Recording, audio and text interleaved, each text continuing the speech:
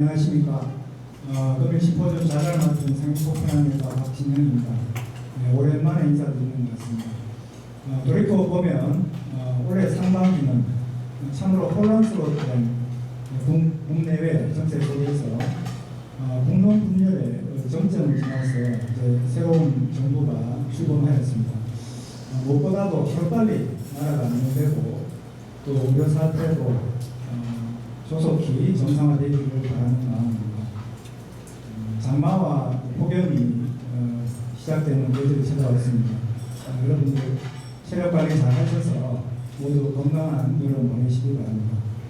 오늘 강의는 감염병 치료와 또 비만 관리 치료에 대해서 준비를 하였고요. 질의응답은 학교 강의 끝난 다음에 바로 진행을 하도록 하겠습니다. 평소 진료실에서 궁금한 점 있으시면 QR코드 질문지 통해서 전달해 주시면 소개해 드리도록 하겠습니다. 그럼 먼저 첫 번째 강의 주제와 인자성을 소개해 드리겠습니다. 첫 번째 주제는 The One Pill Three Benefits, The Smart Choice for Diabetes Care라는 주제로 윤당내과 윤태성 원장님께서 강의해 주시겠습니다. 윤태성 선생님은 여러분들 잘 아시는 바와 같이 감염병 치료에 있어서 많은 경험을 가지고 계시고요. 또 아주 개원 입장에서 또 좋은 강의로 또 우리들이 신축하신 분이 되겠습니다. 원장님께서는 대명의대 졸업하셨고 명대학과대학 학사, 석사, 박사를 준비하셨고요. 대명대학교 동산병원 전공의와 일반 연구 강사를 역임하셨습니다. 학회 활동으로도 내부비 관련 아주 다양한 학회에서 많은 활동을 하고 계시고 특히 대한감염병학회 1차 진료위원회 강사를 역임하셨고요. 현재는 대한의학회 1차 의료 패널 위원과 대한내분비학회 내분비 임상진료연구회 학술위원으로 많은 활동하고 계십니다. 그러면 우리 윤태성 원장님의 좋은 강의를 박수로 진행드리겠습니다. 좋은 말씀 감사합니다. 존경하는 선생님들 그리고 존경하는 또 후배님들 보시고 이 감염병에 대해서 발표 시간을 갖게 돼서 저 개인적으로 큰 영광을 생각합니다. 제가 오늘 말씀드리는 원필 그리고 쓰리테네틱 이 주제를 갖고 말씀드릴 건데요. 요즘 약제들이 복합제제가 많이 나왔어요. 복합제제를 임상에서 어떻게 활용하는지에 대해서 말씀드리도록 하겠습니다. 케이스 리뷰 보시겠습니다. 53세 남자 원장입니다. 이분이 2022년도에 당뇨병 진단을 받고 당뇨병은 한 13년 됐고요. 아버지가 당뇨병이 있었고 담배는 이제 최근에 끊으셨다고 이야기합니다. 소셜 알코올이었습니다. 그래서 혈당이 조절 안 돼서 제대로 내원을 하셨는데요. BMI를 해보니까 27.6으로 약 비만도가 있고 그리고 공복은 169, 공복혈당이 좀 높은 상태죠. 당화색소는 8.2 그리고 신기능은 괜찮고 미세당뇨가 조금 나오는데 32만까지 정상을 보니까 신기능하니까 약한 상태 이런 상태였습니다. 현재 복용 중 약을 확인해 보니 메프로민 850ml, 시타그린 90ml 그래서 보통 우리 복합제 자료매트를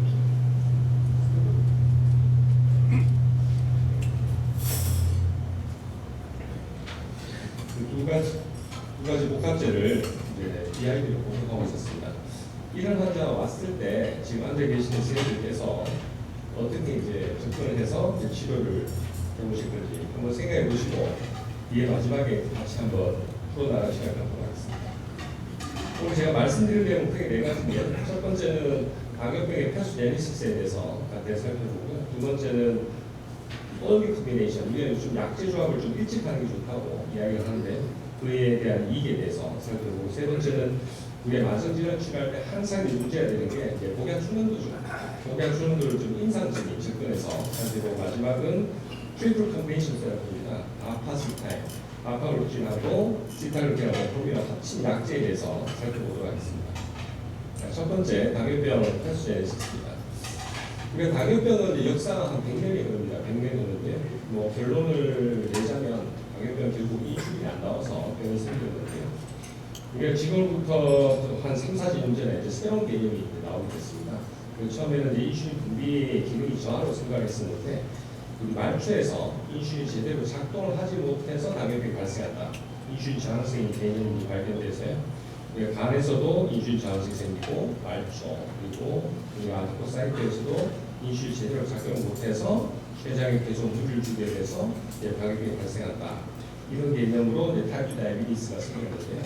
그래서 우리의 인슐린 저항성이라는 개념이 나오게 된 건 당뇨병의 굉장히 획기적인 병리의 문제였습니다. 이 이야기를 이제 주장한 사람이 디프렌즈 박사인데요. 저희 나라에 또 오셔서 좋은 강의 몇 번이나 들려줬던 분입니다. 이 내용이 이제 1987년도 릴리렉시에서 처음 이제 소개가 됐었고요. 그 이후에 이제 다이비티스의 그 논문을 통해서도 이 내용에서 우리가 당뇨병은 우리의 인슐린 분비기능 장애도 있지만 인슐린 저항성이 같이 동반되면서 복합적으로 일어난 질환이다. 이렇게 해석을 하고 있었습니다. 그로부터도 시간이 많이 흘렀어요. 2009년도에 또 획기적인 발표가 일어났는데요. 우리가 이제 당뇨병을 연구해 보니까 당뇨병은 우리가 췌장의 문제만뿐만 아니라 우리 장에서 분비되는 인크레틴 호르몬에 대한 어떤 기능 이상 때문에 당뇨병이 생길 수 있다. 이런 기제에 대해서 설명이 있었고, 그리고 당뇨병 환자는 우리가 항상 뭐 혹시나 하게 되고 식욕조절이 잘 조절 안 되는 게 많이 보이죠. 그래서 당뇨병은 우리 췌장뿐만 아니라 아디포사이트 그리고 식욕의 조절 이런 게 같이 연결돼 CNS 문제로 연결된다는 사실을 알게 되었고요. 또 다른 이제 발표는 키드니에서는 우리가 그 글루코스를 흡수를 하지만 흡수를 너무 과대하게 흡수가 돼서 오히려 비만을 유발하고 당뇨병이 심해진다. 이런 기전이 밝혀지면서 당뇨병 생각보다 좀 더 복잡한 기전으로 우리가 연결된 사실을 알게 됐습니다. 그래서 2008년도에 미국 당뇨병학에서 반팅렉츠에서 수상할 그 닥터 디프렌즈 박사가 새로운 개념을 쓴답니다. omnibus object. 당뇨병은 우리가 뭐 두 가지, 세 가지 아니고 생각보다 훨씬 더 많은 8가지의 인자가 있다고 발표를 했는데요. 내용을 살펴보면 우리가 인슐린에서 이제 췌장에서 베라셀 디스펑션으로 인슐린 분비가 안 되고요. 또 알파세톤은 오히려 더 커져서 글루카곤이 올라가서 혈당이 올라간다는데요. 그리고 간에서도 지나치게 간을 많이 만든다는데요. 그리고 근육에서도 우리가 글루코스를 흡수를 잘 못 시켜서 글루코스 소비가 안 돼서 혈당이 올라간다는데요. 그리고 아디포사이트에서는 아디폴라이시스가 생기면서 리폴라이시스 생기면서 혈당이 올라간다는데요. 그리고 장에서 아까 앞에 말씀드린 인크레틴 호르몬이 기능이 떨어지면서 우리 혈당에 장애가 온다는데요. 그리고 뉴로체에 있습니다. CNS에도 영향을 주 식사에서 조절에서도 영향을 준다는 내용과 그리고 콩팥에서 아까 말씀드린 대로 너무 지나치게 당을 많이 흡수돼서 당뇨병이 발생할 수 있다. 그래서 당뇨병은 두 가지, 세 가지가 아니라 보다 훨씬 더 복잡한 8가지 기능으로 작동을 한다고 확대 발표를 했습니다. 그래서 이 내용을 보시게 되면 실제로 이제 우리가 비밀이 풀리게 되는 거죠. 우리가 실제로 당뇨병 환자를 치료해보면 매년마다 약이 좀 늘게 되고 혈당 조절이 잘 안 되는 이유가 우리가 의사들이 생각보다 당뇨는 굉장히 복잡한 그런 기전으로 발병이 되고 진행이 됩니다. 이 다음에 그 내용은 서울대학교 임수 교수님이 발표하신 내용인데요. 우리가 생각했던 8가지로 생각했는데 그 다음 11가지로 늘었다가 지금 현재는 이제 12가지까지 확대가 됐습니다. 아까 8가지를 포함해서 지금 아밀린이라고 베라세포에서 아밀린이 결핍되면서 19일 때 조절하는 그런 인자들이 있고요. 요즘 최근에 많이 가까운 마이크로바이옴 우리가 그 장내 미생물들이 이제 비균이 생기면서 당뇨병에 영향을 준다. 최근에 이 연구가 굉장히 많이 레포트가 나오고 있습니다.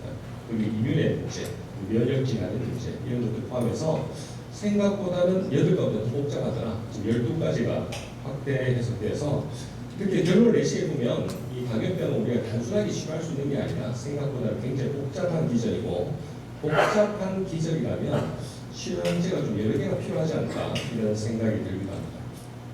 다음은 early combination의 이 얘기에 대해서 살펴보도록 하겠습니다. 우리가 이제 당뇨병 치료할 때 예전에 이제 고식적인 방법은 이제 메프린을 처음에 쓰고요. 그리고 조질한 예는 뭐 디스포인부터 SGLT 이렇게 단계별로 올라가는 치료를 행했었는데 그런 것보다는 초기에 동시에 이제약국을 동시에 썼을 때가 장기적으로 효과가 더 좋지 않을까 이런 연구를 많이 진행해봤는데 이렇게 독일의 메프린과 우리가 이제 복합적으로 썼을 때 비교해봤을 때는요 조기 배합요법이 당화혈색소도 훨씬 더 조절이 됩니다. 0.43이 상당히 많이 효과가 좋은 거고 목표 도달률도 1.4배나 오른 사실을 알게 됐습니다. 그래서 우리가 단독요법을 쓰고 기단에서 나빠져서 올리는 것보다는 조기에 변화율로 바로 가는 것들이 생각보다는 훨씬 좋다는 사실을 알게 되었고요. 이 베리파이 연구가 굉장히 핵을 긋는 연구였는데요. 2019년도에 발표되었습니다. 이분은 여러분들이 뭐 많이 이제 사용해서 가부스라는 약을 들어보셨을 건데요. 빌다글리틴을 한국은 메프로민을 쓰고요. 한국은 초기부터 빌다글리틴과 메프로민을 병합력으로 써서 추적 검사했는데요. 아주 놀라운 결과가 나왔습니다. 여기 보시게 되면 우리가 당뇨약제를 쓰다 보면 몇 년이 지나면 이제 치료 실패에 도달하게 되죠. 그 약을 계속 먹어도 혈당이 완전 벗어나버리는 그런 현상이 생기는데요. 이니셜 트리트먼트 트리트먼트 밸류가 무려 49%나 준다는 사실을 알게 돼서 당뇨병 치료할 때는 우리가 단독요법보다 필요하면 조기 병합요법도 상당히 효과가 좋구나. 그렇게 해서 이제 치료 실패를 막아주구나. 이런 좋은 결과를 보여줬던 중요한 연구가 되었습니다. 그래서 당뇨병 학회에서 이 가이드라인이 바뀌기 시작했는데요. 2024년 ACE 가이드라인인데요. 이건 인터넷에 이제 접속하시면 다운을 받으실 수 있고, 이건 미국의 임상내부의학회에서 가이드라인인데, 제가 이 가이드라인 소개했는데 사실 가이드라인이 이제 학회마다 바꾸가 많지만 가장 좀 자세하게 개헌가에서 가장 쉽게 접근할 수 있는 가이드라인이 되어 있습니다. 여기에 이제 마지막 가이드라인 2024년 업데이트 내용을 보시게 되면 우리가 당화혈 세수가 7.5가 넘거나 9.0 되면은 초기부터 병합요법을 권하고 있습니다. 지금 우리나라 보험 기준도 7.5가 넘으면 두 가지 약제를 병합할 수 있는데 7.5가 넘으면 이제약제, 그리고 9.0이 넘거나 목표보다 1.5가 더 높은 경우는 우리가 2제에서 3제까지도 병합요법을 하라고 권고하고 있어서 우리가 여기 당화혈세수 아주 높은 경우는 조기 3제요법도 미국에서 지금 권장을 하고 있습니다. 그리고 미국 당뇨병학회에서 내년마다 학술지를 통해서 가이드라인을 발표하는데요.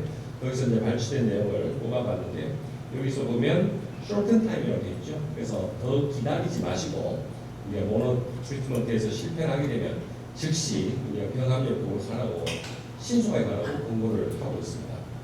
그런데 대한당뇨병학회도 원래 5월달에 진료 지침이 2년 만에 이제 업데이트가 됐습니다. 이제 9번째 에디션이 발표가 되고요. 지금 인터넷상으로는 아직까지 다운이 안 되는데 7월 정도 되면 이제 다운로드가 될 것 같습니다.